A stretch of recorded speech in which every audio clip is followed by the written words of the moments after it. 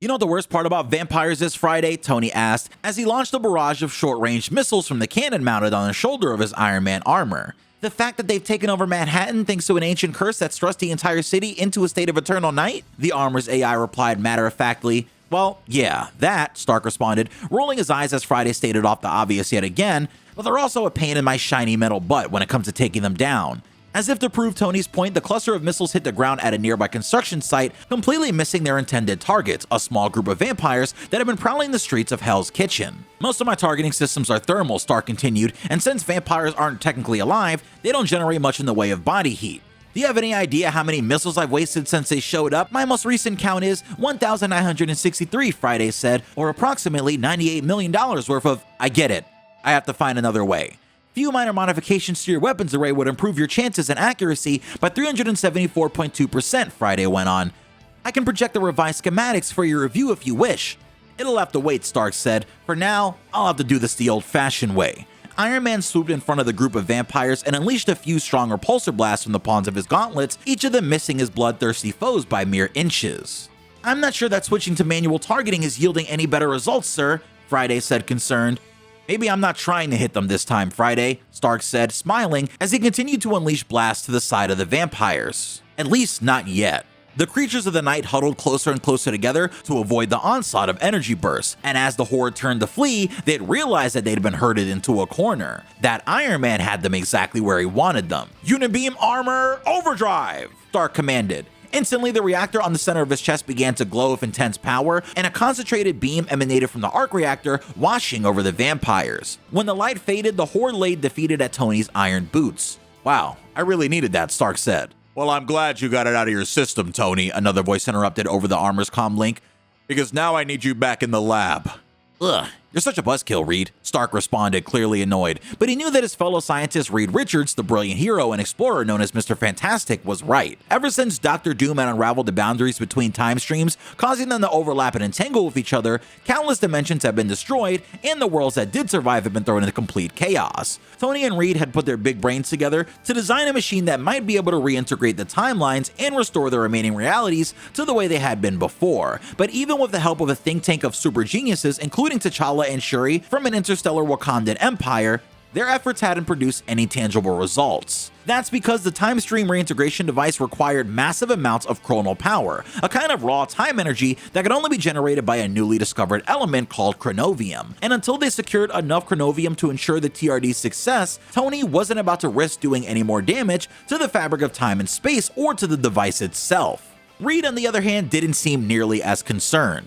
Ben just got back from his latest recon mission, Reed said over the comm link, and he recovered something that might be of great value to us.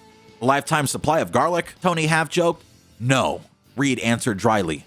A chronovium crystal. One of the purest I've ever seen.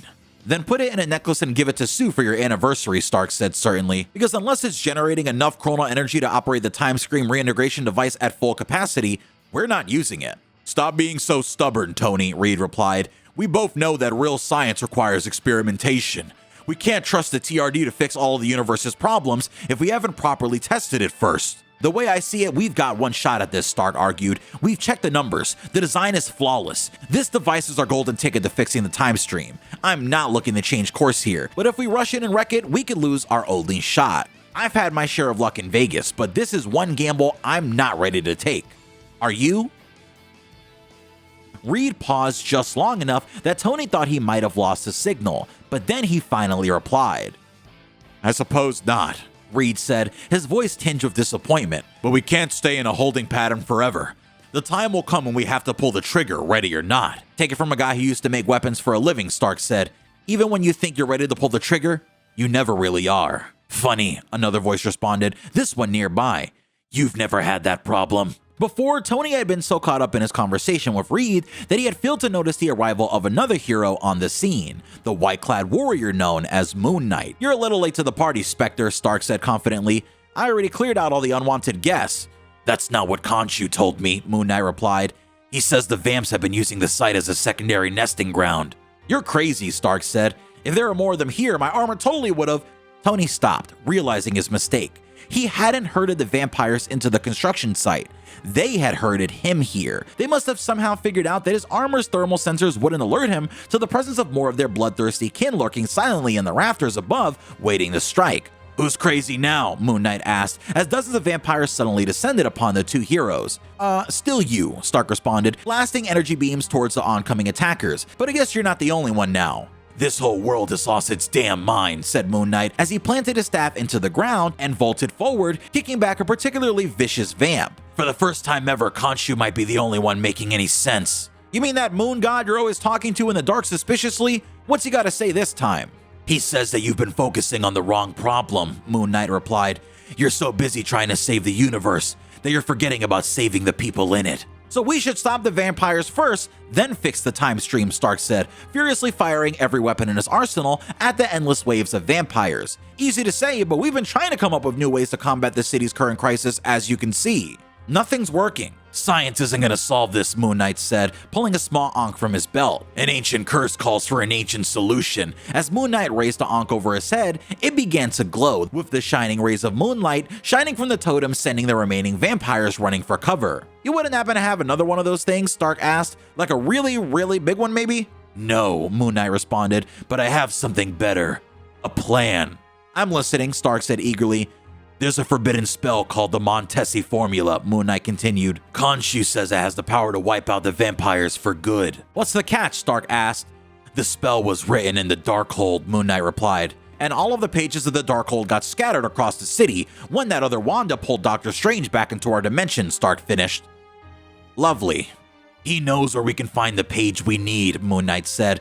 "But there's one more thing, and a hero like you isn't gonna want to hear it." "Try me," Stark said. "When I say the spell can wipe vampires out for good, I mean it," Moon Knight said. "That includes all the innocent New Yorkers that have fallen prey to Dracula's legion and joined their ranks." "That's a lot of potential casualties," Stark said solemnly. "You used to deal in war, Tony," Moon Knight said. "You know better than most that casualties are just part of the equation." "I'm sorry," Stark responded. "The price is just too high." "Never dreamed of the day where I'd hear Tony Stark say those words," Moon Knight said. "Neither did I," Tony replied, uncertain, "and I'm not sure how long I can keep convincing myself that they're true." Khonshu's chosen avatar leapt into the air and quickly bounded from one steel girder to the next, his white cape flowing behind him. As he landed at the top of the building next to the construction site, he looked down at Stark and delivered a final offer. "It's time to let magic clean up its own mess, Stark," Moon Knight said. "Are you with me or not?" Tony paused considering the option, but before he could answer, alarms began to blare inside of his head. "No more time to talk, boss," Friday chimed in. "I just picked up a massive power spike over in Central Park, and for my readings, it seems to be Asgardian in nature." "Oh, did Thor finally show his fluffy blonde head?" "That's a negative," Friday replied, "but whatever it is, it's giving off some intense mystical energy." "Great, more magic," Stark said sarcastically as he powered up his boot jets and lifted into the air. "Just what I needed." As they reached the level where Moon Knight was perched, Iron Man paused for a moment. "Well, are you coming with me or not?" "That depends," Moon Knight replied. "Whose side are you on?" "I'm on the side of whoever can end this nightmare," Stark said, "and so far, that hasn't been us. Maybe it's time to change course after all."